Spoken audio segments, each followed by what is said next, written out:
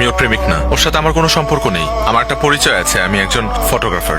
গত 3 দিন আগে ওর সাথে একটা ঘটনা ঘটেছে, খুব বাজে। সেটা হলো যে ও একজনকে ভালোবাসতো এবং সে ভালোবাসার মানুষের জন্য আসলে পালিয়ে গিয়েছে, কিন্তু দুর্ভাগ্যবশত ওর ভালোবাসার মানুষটি ওর সাথে অন্যায় করেছে, ওকে ছেড়ে চলে গেছে।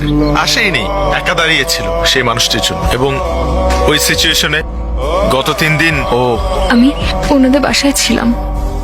ওনার বাবা মা আমাকে নিজের মেয়ের মতো করে রেখেছিলেন। আমার ওই সময়টার মধ্যে ফুল সাপোর্ট দিয়েছিলেন ওনারা।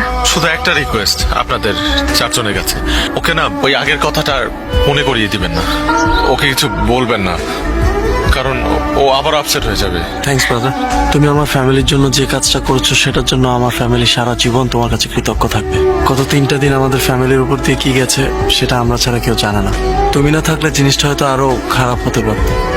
এটা তোমার বাসা মনে করবা, তুমি আজকে থেকে আমার পরিবারেরই একটা অংশ। যখন মন চাইবে চলে আসবা।